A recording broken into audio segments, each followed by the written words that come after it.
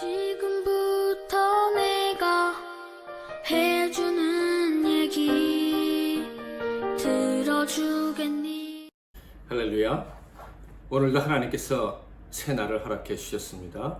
8월 20일 목요일 새벽 하나님께 찬양함으로 나아가도록 하겠습니다.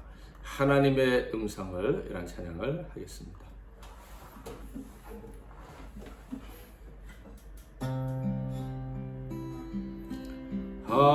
하나님의 음성을 듣고자 기도하면 귀를 기울이고 나의 기도를 들어주신다 하네.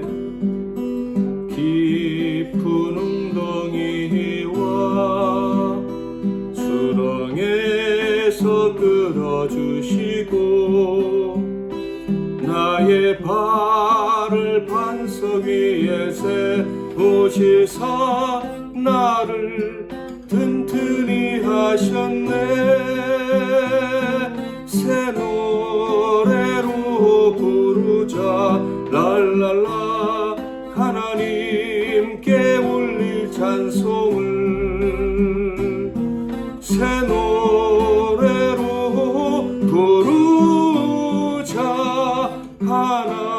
하나님 사랑을.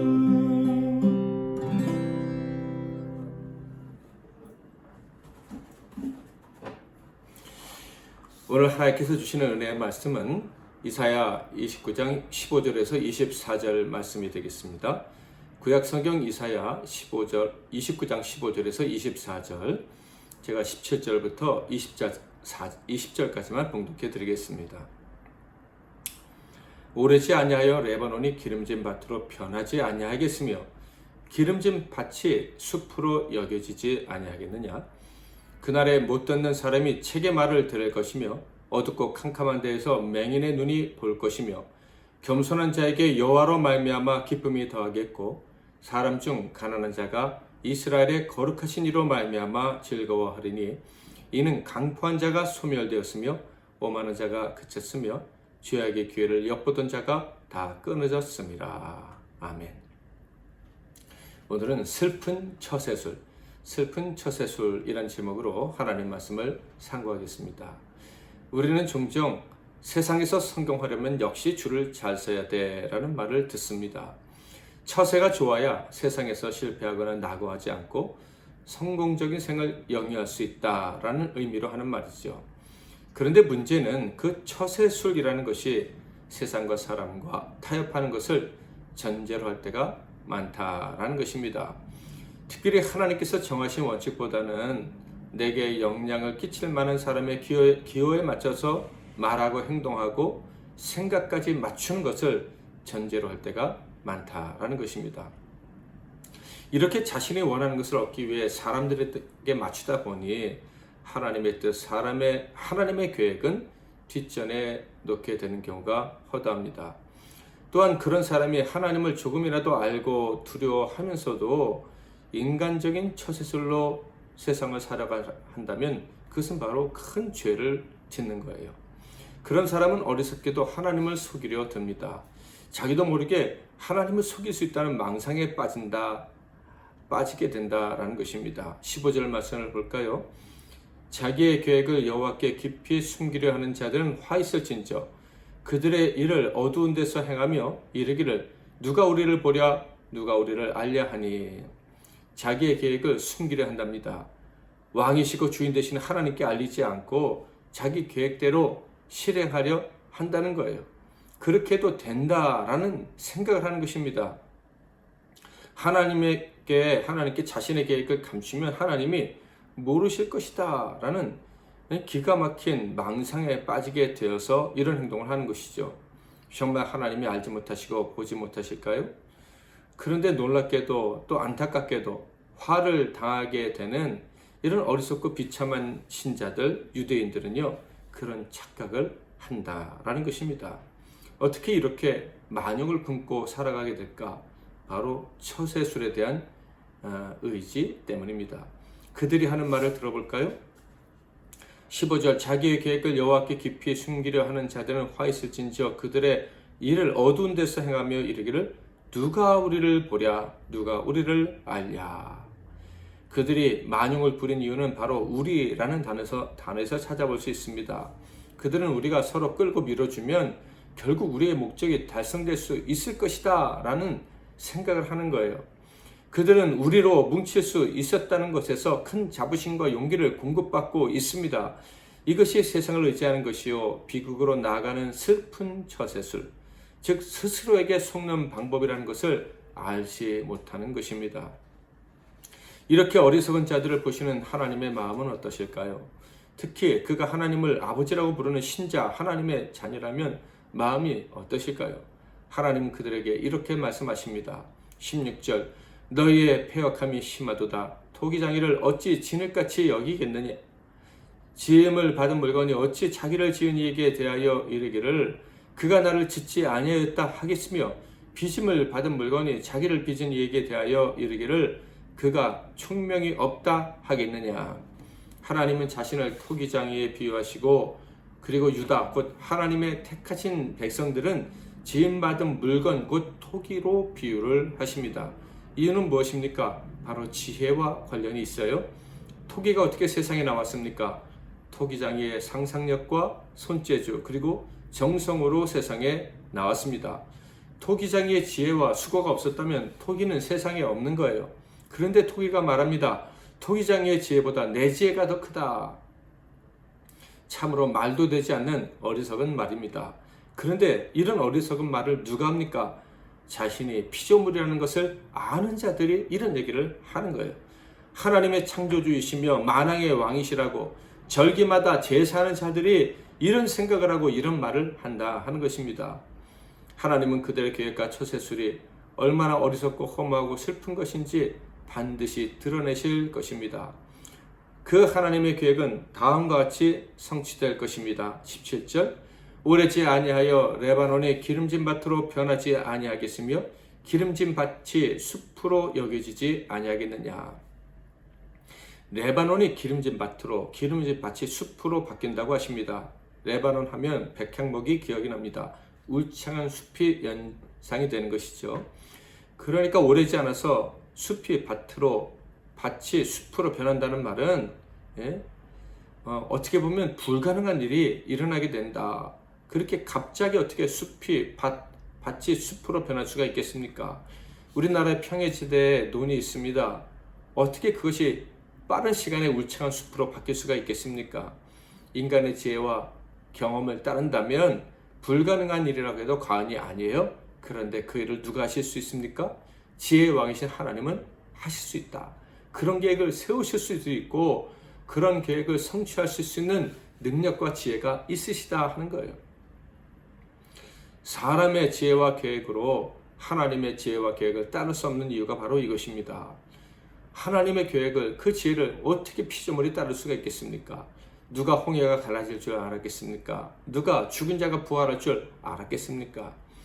토기장이신 하나님의 지혜와 능력으로만 그것을 알고 그 일을 이룰 수 있는 것이죠. 놀라운 변화는 자연에서만 이루어지는 것이 아닙니다. 18절부터 21절을 볼까요? 그날에 못 듣는 사람이 책의 말을 들을 것이며 어둡고 캄캄한 데에서 맹인의 눈이 볼 것이며 겸손한 자에게 여호와로 말미암아 기쁨이 더하겠고 사람 중 가난한 자가 이스라엘의 거룩하신 이로 말미암아 즐거워하리니 이는 강포한 자가 소멸되었으며 오만한 자가 그쳤으며 죄악의 기회를 엿보던 자가 다 끊어졌음이라. 그들은 송사로 사람에게 죄를 씌우며 성문에서 판단하는 자를 올무로 잡듯 하며 헛된 일로 의인을 억울하게 하느니라. 권력이 있고 부가 있는 자들은 다 망하고 대신에 듣지 못했던 사람이 말씀을 듣고 맹인이 보고 겸손한 자가 기뻐하고 가난한 자가 즐거워하는 일이 벌어진다라고 합니다. 인간 세상의 질서도 완전히 바뀌게 된다라는 말씀이죠. 힘 있는 자들에게 빌붙고 잘 보이려고 아부하며 살아보려 했던 자들은 다 망하고 망신을 당하게 된다. 인간의 처세술을 따라 살던 자들은 살 길을 잃어버리게 되고 오히려 그런 어리석은 방법이지만 힘이 없어서 잡지 못했던 사람들은 복을 받게 되고 존귀하게 된다. 이런 말씀이에요.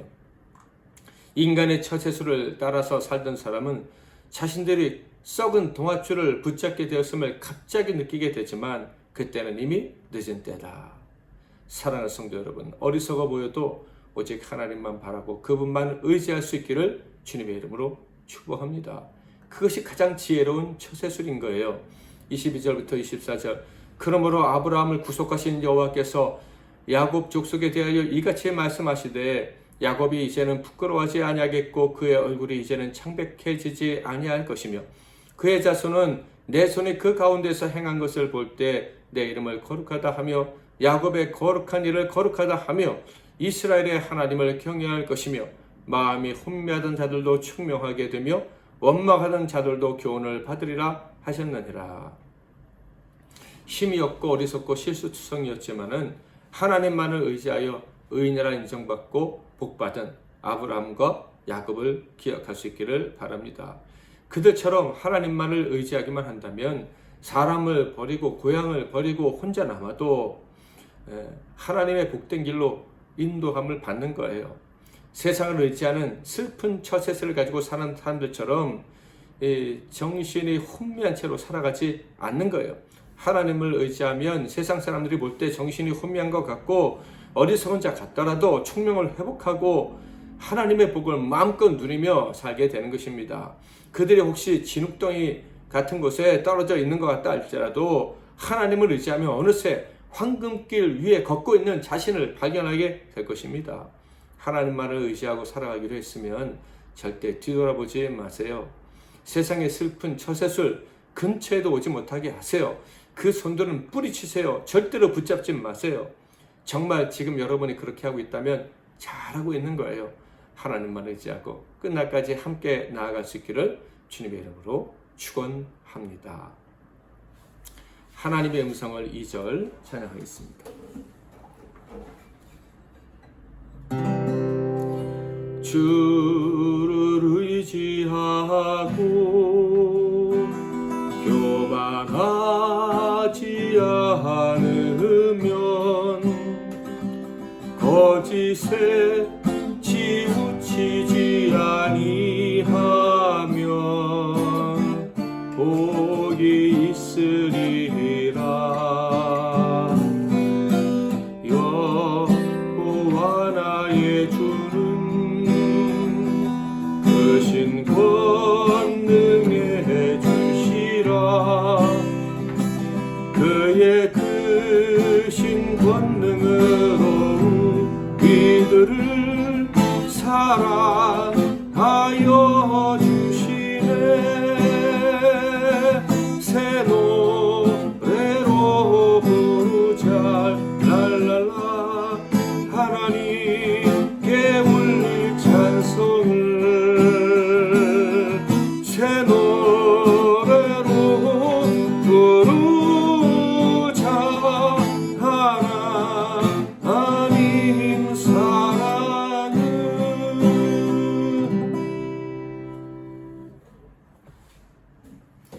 기도 제목을 드리겠습니다. 첫째로, 하나님, 살기 위해서 여기저기 기웃거리지 않게 도와주옵소서. 기웃거리며 살았던 우리의 죄를 용서하옵소서.